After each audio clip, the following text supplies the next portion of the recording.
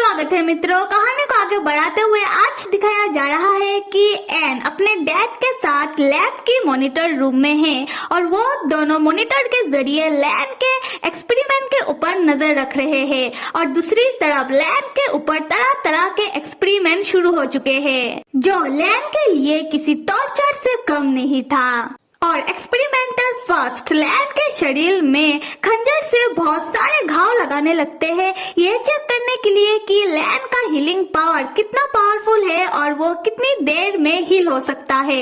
और एक्सपेरिमेंटर जैसे ही लैन के शरीर में घाव लगाता है, लैन का शरीर तुरंत ही हील होने लगता है। पर सारे एक्सपेरिमेंटर मिलकर लैन के शरीर में इतने सारे घाव कर देते हैं जिससे उन लोगों का टेस्ट रूम पूरी लैन के खून से भरने लगता है। और लैन जो चिल्लाया जा रहा था उसके बाद वो सोचने लगता है कि उसे इन लोगों के एक्सपेरिमेंट से तो नहीं मरना, उसे जिंदा रहना होगा। फिर लैन धीरे धीरे करके बेहोश होने लगता है और दूसरी तरफ मॉनिटर रूम में हम एन को देखते हैं। लैन को तकलीफ होता हुआ देखकर दर्द एन को हो रहा है। वो अपना आंखें बंद करके फेस दूसरी तरफ करके खड़ा हो जाता है और एन को ऐसा करता हुआ एन के डैड भी नोटिस करते हैं। और यहाँ पर मैं एक बात क्लियर कर दूं कि एन ने अपने डैड के कहने पर लैन को नहीं बताया कि लैब में लैन के ऊपर वो लोग किस तरीके से एक्सपेरिमेंट करेंगे। खैर आते हैं स्टोरी में। कुछ देर बाद एन मॉनिटर देखकर अपने डैड से कहता है कि डैड, हमें लैन के ब्रेन से जितना रिकॉर्ड चाहिए था उतना मिल गया है और लैन को पूरी तरीके से एनालाइज करने में अभी भी थोड़ा वक्त लगेगा।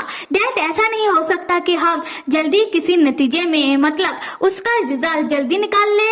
एन के डैड कहते हैं कि एन, हमें इस तरह के एक्सपेरिमेंट करने के लिए ऊपर से फंड मिलता है और इस एक्सपेरिमेंट के लिए भी हमें फंड मिल चुका है और पहले हमने जितने भी क्रिएचर के ऊपर एक्सपेरिमेंट किया है वो सारे एक्सपेरिमेंट सटीक तरीके से कामयाब नहीं हो पाए और अभी हमारे पास ज्यादा वक्त नहीं है। और अच्छी बात यह है कि इस बार हमारे पास सोने के अंडे देने वाली मुर्गी है, मतलब एक शक्तिशाली क्रिएचर है और इसके ऊपर हमें स्टडी करके हमारे एक्सपेरिमेंट को कामयाब करना पड़ेगा।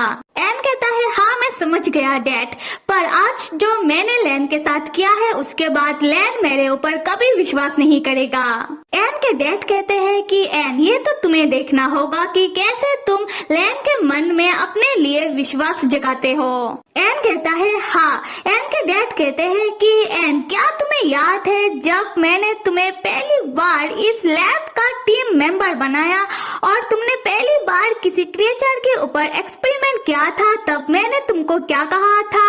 एन कहता है कि हाँ मुझे याद है, आपने कहा था हर एक्सपेरिमेंटल सब्जेक्ट को सब्जेक्ट के वे से ही ट्रीट करना चाहिए, उन लोगों के लिए अपने अंदर कोई भी भावनाओं को नहीं जगाना चाहिए। एन के डैड कहते हैं हाँ तुमने सही कहा, भावनाएं, फीलिंग ये सब इंसान को कमजोर कर देते हैं कुछ भी बड़ा करने से।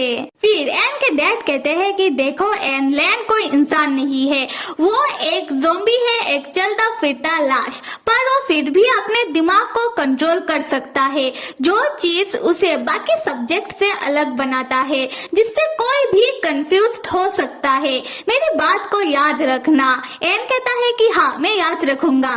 तब एक्सपेरिमेंटर टेस्ट रूम से खबर देते हैं कि उन लोगों ने ऑलमोस्ट लैन के ऊपर सारे एक्सपेरिमेंट कर लिए हैं और अभी सिर्फ एक एक्सपेरिमेंट बाकी है, वो है वाटर एक्सपेरिमेंट, जिसका तैयारी भी उन लोगों ने शुरू कर दिया है। यहाँ एन के डैड एन को बताते हैं वाटर एक्सपेरिमेंट में लैन को पानी के अंदर डाला जाएगा, इससे लैन को थोड़ा तकलीफ हो सकता है, उसे घुटन महसूस हो सकता है, पर वाटर एक्सपेरिमेंट बाकी जितने भी एक्सपेरिमेंट अभी अभी लैन के ऊपर हुए हैं उससे थोड़ा कम तकलीफदायक होगा। तब हम लैन को देखते हैं जो बेहोश है और उसे ग्लास की केस के अंदर डालकर एक लोहे की कुर्सी के साथ बांध कर रखा गया है और उस केस के अंदर धीरे धीरे करके पानी बढ़ रहा है। जैसे ही पानी लैन के मुंह के सामने आता है, लैन बेहोशी से जाग जाता है और अपने चारों ओर पानी देखकर वो छटपटाते हुए एक्सपेरिमेंटर से कहता है कि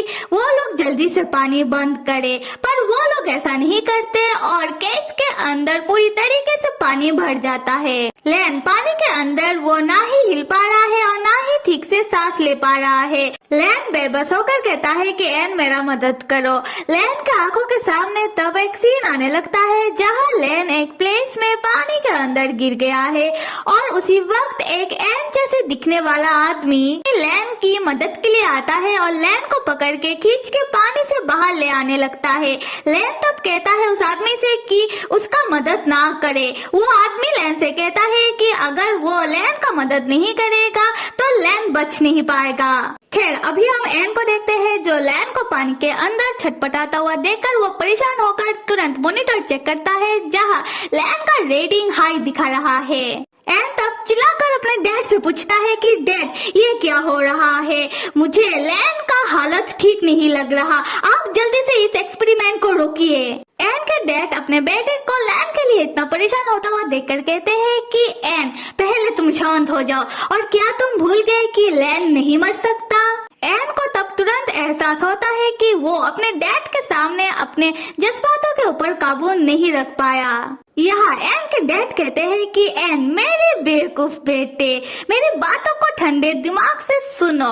लैन वो ऐसे भी बहुत ताकतवर है, वो खुद को बचा सकता है, वो किसी भी वक्त इस क्लास के केस को तोड़कर बाहर आ जाएगा, पर तुम उससे पहले अगर उसे जाकर बचा लो ये कैसा रहेगा। एन कहता है कि डैड मैं कैसे, मैंने तो लैन को झूठ कहा, मैंने तो लैन से बातें छुपाई है, तब जाकर मैं लैन को लेप लेकर आया। एन के डैड कहते हैं कि तो क्या तुमने उससे झूठ कहा, क्या तुम्हें याद नहीं कि मैंने तुमको क्या कहा कि तुम्हारा काम है लैन को पूरी तरीके से अपने ऊपर निर्भर बनाना। जब जब लैन कमजोर पड़े उसके पास सिर्फ तुम हो, उसे इतना मजबूर कर दो ये सोचने में कि तुमसे ज्यादा जरूरी उसके लिए और कोई नहीं, और बाकी तुम अपना दिमाग इस्तेमाल करो, क्या मैं तुम्हें सब बताऊं। एन कहता है कि हाँ मैं समझ गया डैड, मुझे क्या करना है, असल में मैंने इतना नहीं सोचा था। एन के डैड कहते हैं तो कब सोचोगे तुम्हें खुद को और इम्प्रूव करना चाहिए। फिर एन मॉनिटर रूम से लैन को देखने लगता है जो पानी के अंदर छटपटा रहा था।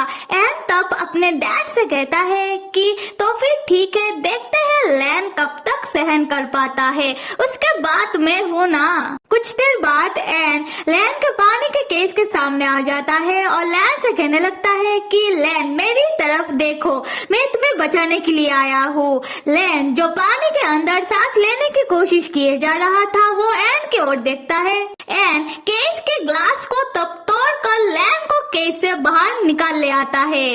लैन जो अपने ठीक हालत में नहीं था, एन तब अपना कोट लैन को पहनाते हुए कहता है कि लैन मैंने एक्सपेरिमेंट को रोक दिया है, लैन उठ जाओ, क्या तुम्हें मेरा बात सुनाई दे रहा है।